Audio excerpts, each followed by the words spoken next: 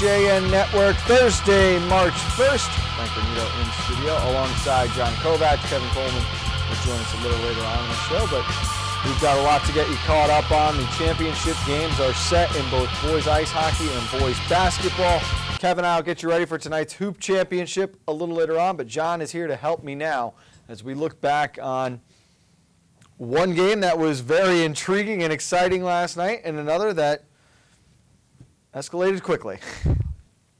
I was intrigued, honestly, by how quickly Greenwich escalated that they can get out to the early lead, give two back, and just when it looks like Fairfield has life, Greenwich comes out of the locker room and they're just all over Fairfield before anybody can inhale.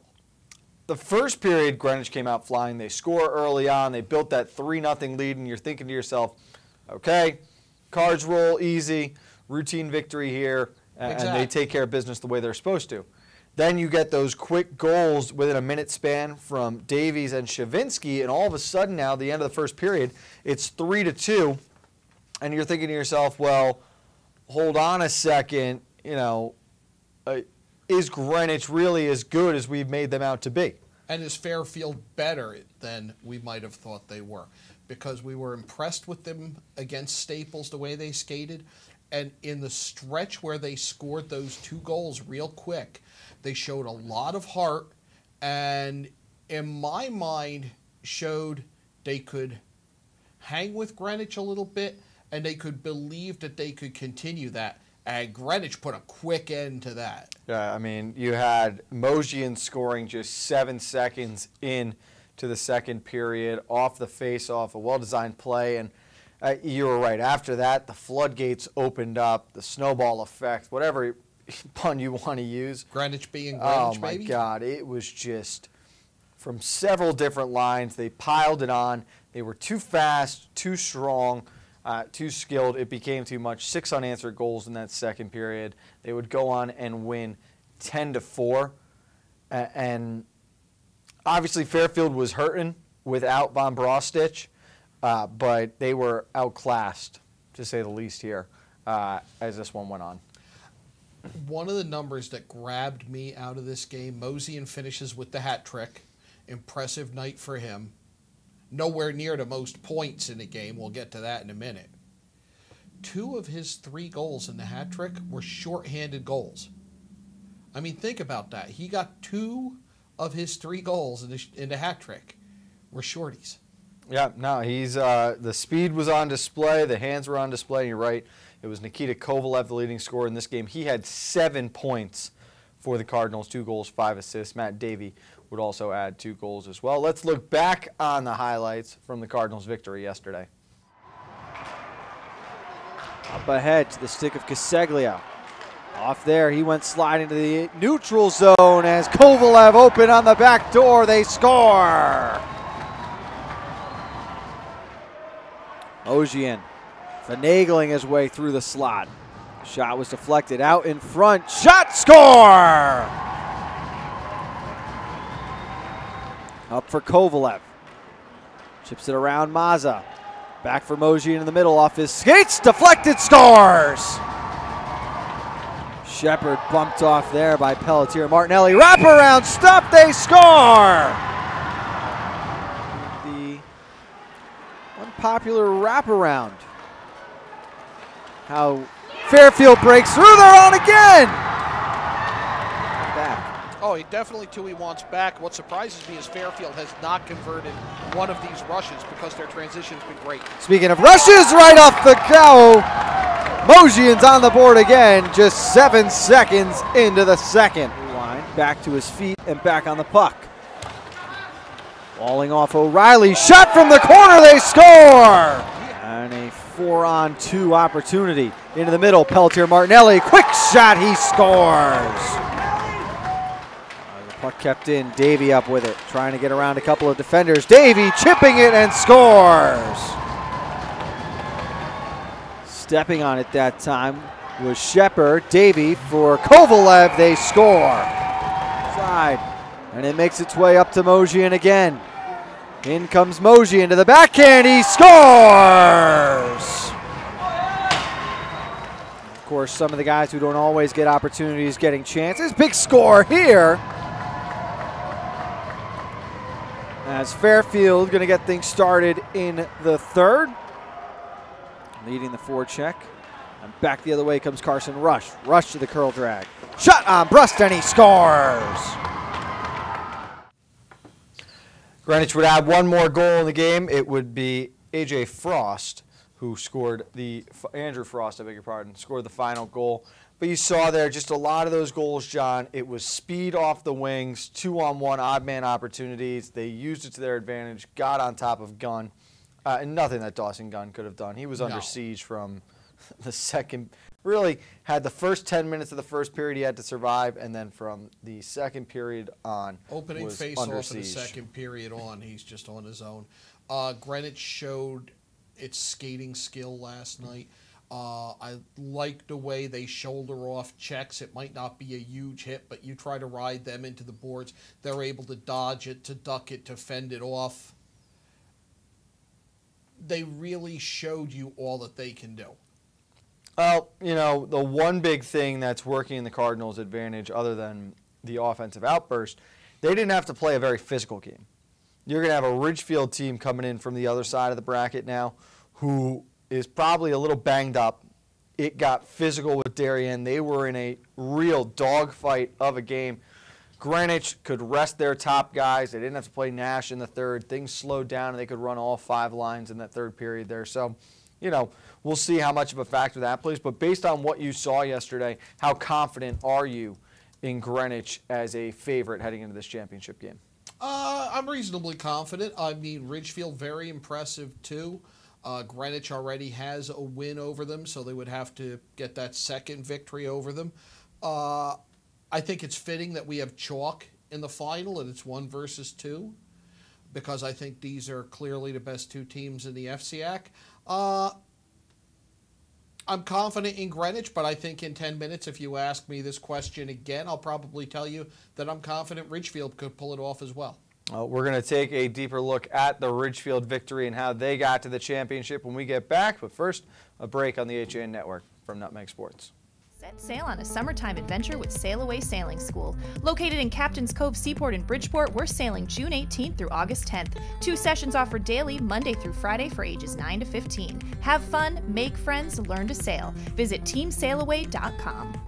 At Pamby Motors, we're not worried about being the biggest dealership. We're focused on being the best. We're dedicated to giving you the best experience we can. The Pamby Motors team is here to help you choose the right Chrysler, Jeep, Dodge, or Ram in a friendly, pressure-free environment. And right now, during Ram Truck Month, get up to $14,000 off on all in-stock 2017 Ram 1500 pickups. Come in and see us for details. Visit Pamby Motors, Route 7 in Ridgefield, PambyZone.com.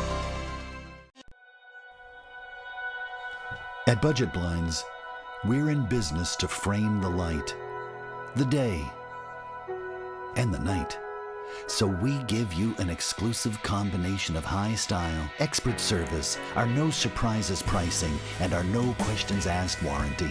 We believe that everyone, at every budget, deserves style and service. Isn't that a beautiful place to be?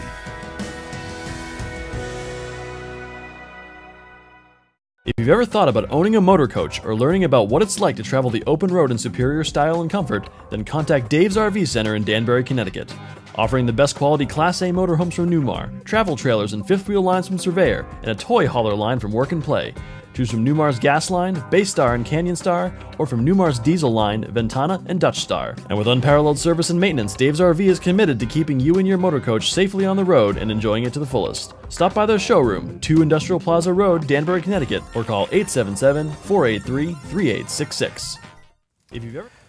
Back on Nutmeg Sports on the HAN Network, Frank Granito and John Kovac in studio, taking a look at the second semifinal from boys hockey last night. Number 2, number 3, Ridgefield and Darien. And the interesting thing right out of the gate there, John, obviously was Ridgefield the home team in this game, but it felt like a Darien home game being played at the Ice House. A great turnout amongst the 2 teams. So, you know, we anticipated a really good game, got off to a fast start. Matt Walker scores just 30 seconds in on the breakaway, but then they start to settle in. It got physical. It leveled out. They traded goals in the second period, and both goalies, again, playing very, very well for their respective squads. 30 shots for Darien, 31 for Ridgefield. It's Sean Gordon gets the better of Henri Feifel, and really not by much. Very even game throughout. You're right, it was, and what stood out to me was how physical it got, because I don't think that's the style of play Ridgefield really wants to get into.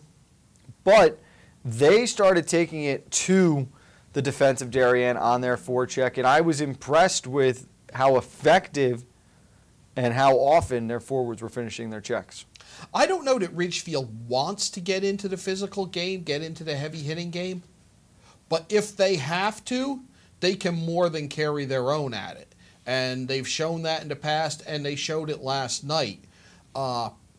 Really stood up to Darien, and it's a Darien team that brought the effort throughout. The last time they played, which was a 5-3 victory for Ridgefield, Dave Stewart of the Darien Times-New Advertiser said Coach Mac Budd didn't feel it was a great effort, although they did fight back a few times. He said last night in talking to Mac Budd that Mac was happy with the effort, and they really did come close to pulling off the 3-2 upset there.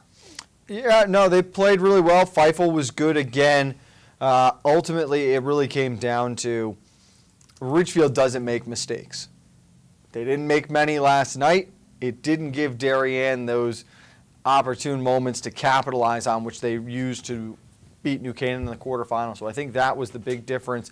They just, didn't have enough last night to outlast the defending conference champions. Let's look back on some of the key plays from last night's game between Ridgefield and Darien.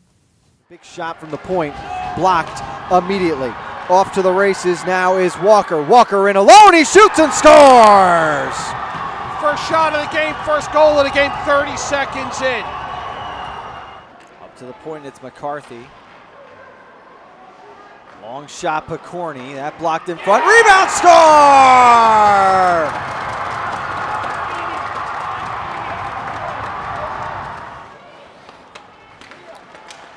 Fujitani moving it forward. It comes back to him in the slot. Hesitates. Long shot. Blocked down. Might have caught Irving. Turnaround score! Puck just got lost in the wash. Just too many bodies in front of the net. Matt Walker, Braden McSpadden, the goal scorers for the Tigers. You look ahead now, John. We saw Greenwich and Ridgefield play just a couple of weeks ago. The Cardinals getting the advantage in that game. What are your early thoughts now as we look forward to Saturday's championship matchup? You're going to see two skilled skating teams. You're going to see teams that can throw a lot of weapons at you and can adjust to what you bring. I think we're in for a really, really good Saturday night with the FCAC championship game. Is it at all concerning for you the 2 goals Ben Nash gave up in the first period of that game against Fairfield? Probably 2 that he would want to have back. No, because I've never been a big fan of the bye. I know it's a reward. I know it's time off to get healthy. But there are certain positions that you get in a rhythm, and I think goaltender is one of those. So you've got a goaltender coming off the longest layoff that he's had since early December. Watch his team get out to a 3-0 lead and gave up 2 real quick. I think some of that may just be a little bit of rust after the time off. Well, if that is the case, that's big, because that first wraparound goal, out of position, not on the post whatsoever. That's one that they probably shouldn't have had in. Had to go through a screen on the second goal. But, again, we talked about this before the tournament started. Ben Nash going to be the big question mark for the Cardinals just because sophomore, inexperienced, right. How does he react to being in this type of situation? It's the first he's faced that. I have the long layoff. the first he's faced, okay, we're in the semifinals. And generally in a semifinal game, you've got a 3-0 lead. You don't want to, but you might start to think ahead. And I think that's what happened. And I think his older teammates stepped up in the second period to make sure that there was no doubt who was moving forward. Obviously, you've got the last 2 conference champions in this game. There are a couple of players on the roster for the Cardinals who were part of that 2016 victory. Ridgefield's got a lot of guys who weren't big-time players for last year's team, but they were obviously a part of that experience. I actually, and this is why we left him off the show early on here, I kind of like Ridgefield a little bit heading into this game. I think that you've got a group who is very well coached. They don't make a lot of mistakes. If anything goes wrong, you know, they're going to be able to collect themselves and recover. I just think if you had to give a little edge early on, and it's going to be on neutral ice here as well, I think I like Ridgefield a little bit, not by much, a little bit heading into Saturday. I don't think we've seen Greenwich make the mistakes that you talk about, but if they do, yes, I can see Greenwich capitalizing on that. But I just see a very technically sound Greenwich team right now up against a Ridgefield team. It's just 2 units that have played together for years. I'm just really excited by what we can see Saturday. It's going to be a lot of fun. It's definitely going to be a great game. 7 p.m. from the Darien Ice House is the time for puck drop. John, great job last night. Good work today. Going to let you get out here, rest up. We will see you Saturday down in Darien. See you Saturday. All right. Kevin Coleman will join me when we get back. We'll look ahead to tonight's boys basketball championship. Trumbull and Danbury coming up later on right here on the HAN Network. Voted Best Gourmet to Go in Fairfield County, Palmer's extensive menu offers everything you'll need to make your next event easy and delicious. Whether you're hosting a small get-together or planning a large celebration, they've got you covered breakfast through dessert. Order online at palmersdarien.com or call 203-655-2077. Yeah, Dad. Kyle, I need you to update the financial statements. I took care of that yesterday, Dad. Mac, I need you to get those deals approved. They're all done, Mr. Miller. Jeff, I need you to order lunch for the meeting. They can't do a thing without me. Right now, lease a 2017 Sentra S for only $97 a month. I'm never going to retire. UK Gourmet is the largest specialty grocer in the area, featuring food from England, Ireland, Scotland, and Wales. Over 80 teas to choose from and a brilliant assortment of biscuits to go with them. Over 70 cheeses from grass-fed cows, which makes a smashing difference in taste. The creamiest chocolate you'll ever taste using no artificial colors or preservatives. So say hooray for UK Gourmet, 78 Stony Hill Road in Bethel, or visit ukgourmet.us.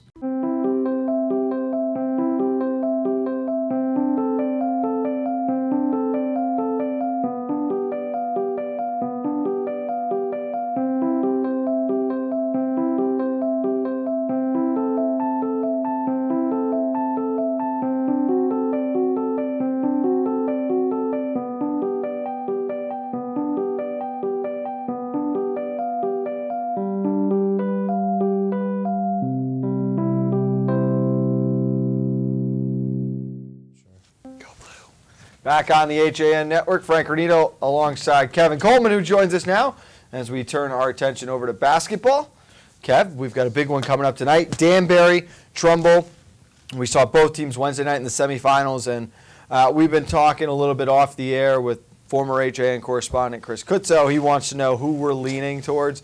And I thought our director, Mike Suppy, made a great point. I'm struggling giving an edge to the number 3 seed Danbury after they put up 43 points in the semifinals. Right, that was a defensive-heavy semifinal between Trinity and Danbury. Both teams actually had some open looks. Shots weren't falling for them, but you got to credit Danbury for doing a nice job, I thought, especially in the second half on their 2 big guys, Dimitri Moyes and Contavio as well. I thought Danbury defense did a nice job. They're coming out in the 3-2 zone. Now tonight, wondering, I was thinking about it last night before I went to bed.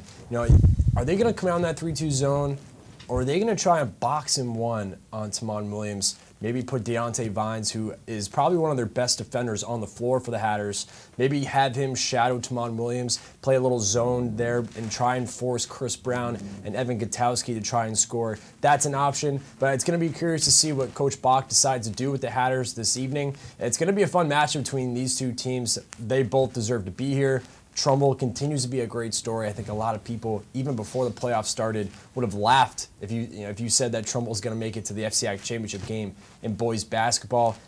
Danbury is playing with a boatload of confidence right now. This is a senior crew that wants to win. They want to bring a title back. They're motivated.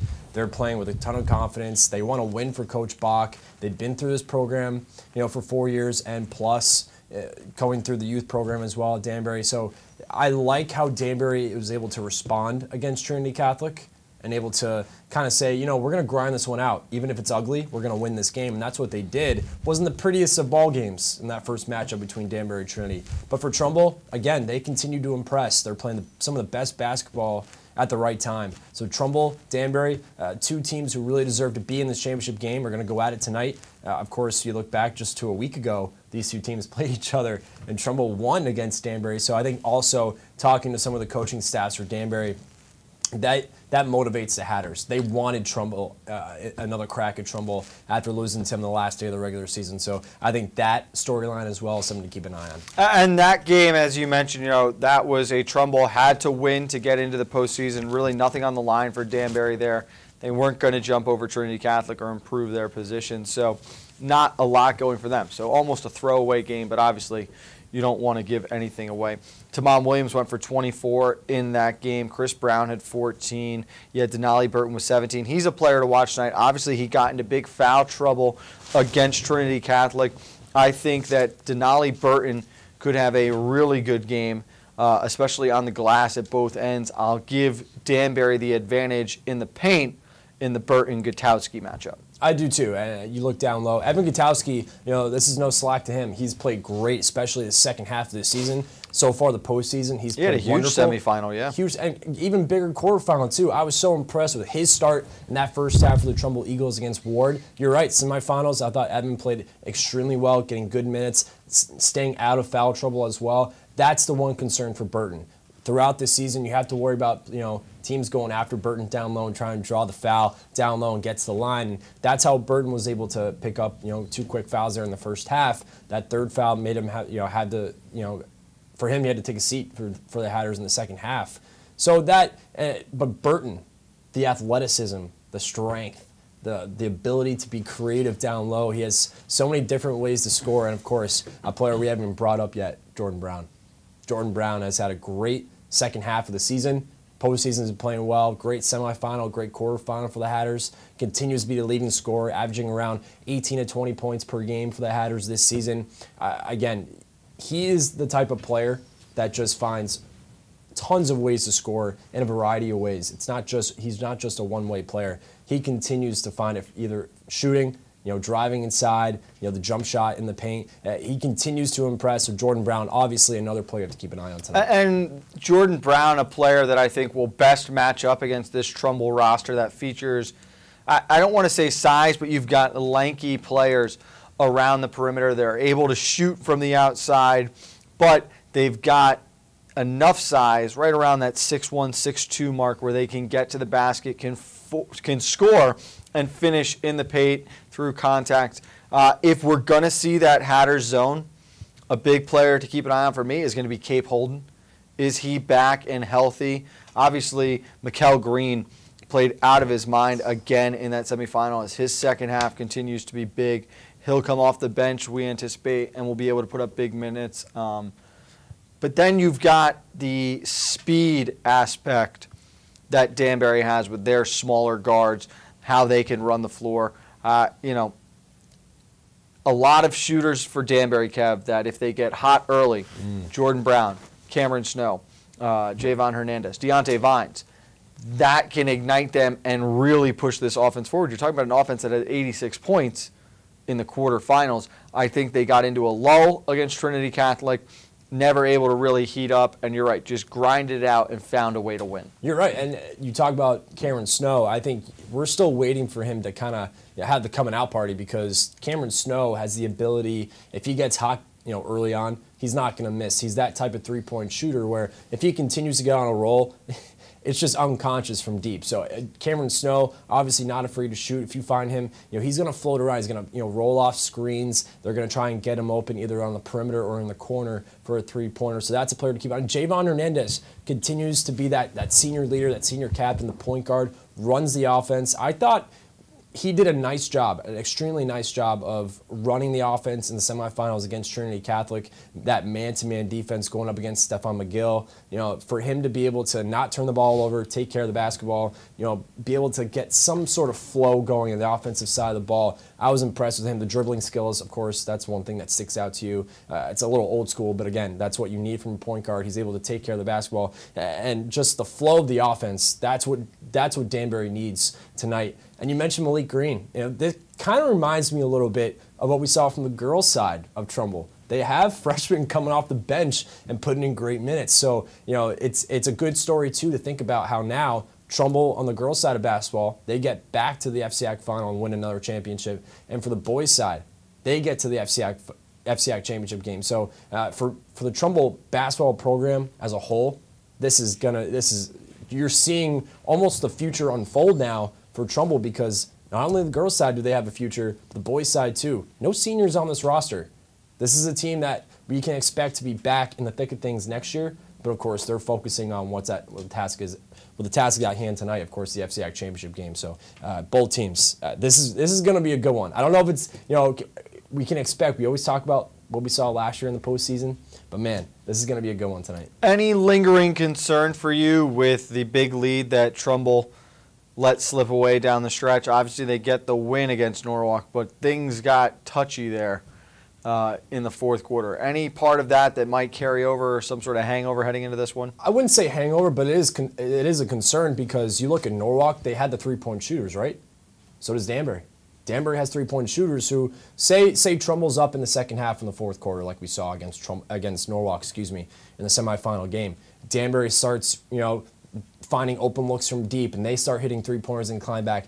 That's the only really concern I have. I mean, Trumbull, again, they're playing good defense. I thought Chris Brown had some great steals, able to force Norwalk to turn the ball over. But again, I am a little concerned, Frank, if you're Trumbull, if you're Coach Buddy Bray, to let that lead slip away like that and really make it an interesting game where Norwalk was one possession away from tying it. Yes, I am a little concerned. But now they had yesterday to kind of talk things over, go through some tape maybe, run a couple of drills, go through practice, a light practice. And today, obviously, the game management is, let's take care of the basketball. If we're up in the second half, be smart with the basketball, high percentage shots, don't force anything. And Tamon Williams, I know he likes to, spread the floor, ISO, and, spread the floor and, try and pull up a three-pointer. But late in the game, he has to be careful with that, because that's what, if you say he misses a three-pointer, Danbury starts moving in transition. We know how good they are. They're able to put up quick points. So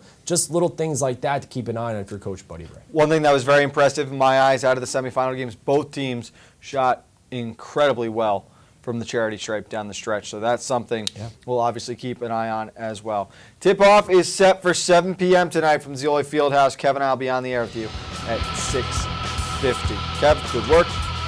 Go get ready for tonight. Oh, this is going to be a good one tonight. You can expect a good atmosphere at Zeoli Fieldhouse. It's going to be a last full taste of FCIAC basketball. This is a good night for boys basketball in general around Fairfield County. It's going to be a good one. Thanks to John Kovacs as well. For Kevin Coleman and Frank Granito. We'll see you later on right here on the HAN Network.